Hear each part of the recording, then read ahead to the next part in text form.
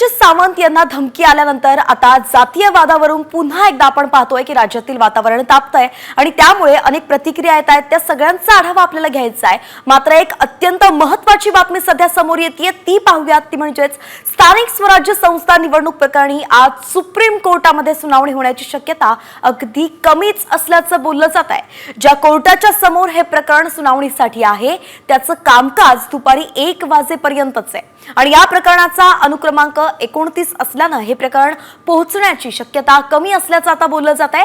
आज सुनावणी झाली नाही तर कोर्टाकडे प्रकरण मेन्शन करून नवीन तारीख घ्यावी लागणार आहे, म्हणून नेमकं आज या सुनावणीचं काय होतंय हे पाहावं लागेल।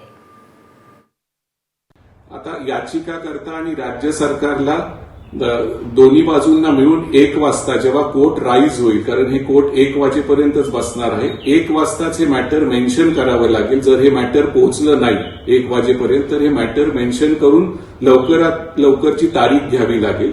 कारण आत्ता जर सुप्रीम कोर्टनी जैसे ते स्थिती उठवली नाही, आज जर प्रकरण पोहोचलं नाही तर किंवा एका आठवड्यानंतरची जर तारीख मिळाली तरच जूनच्या आत ह्या निवडणुका होऊ शकतील। 1994 पासून 27% आरक्षण हे ओबीसी समाजाला या राज्यामध्ये मिळत होतं स्थानिक स्वराज्य संस्थांमध्ये। ते पूर्ववत असावं हीच आमची भूमिका सुरुवातीपासूनची आहे। आणि जर आज या ओबीसीला स्थानिक स्वराज्य संस्थांमध्ये मिळणाऱ्या आरक्षणाला धोका होत असेल, मिळणार नसेल तर आम्ही कशा काय निवडणुका होऊ देणार का? हे काय चुकीचं नाहीये। त्याच्यामुळे या अधिकाराचं रक्षण करण्याची जबाबदारी ही राज्य सरकार व केंद्र सरकारची दोघांची आहे। त्यांनी याच्यामध्ये पुढाकार घेऊन ओबीसी समाजाला न्याय द्यावा हीच राष्ट्रीय ओबीसी महासंघाची मागणी आहे।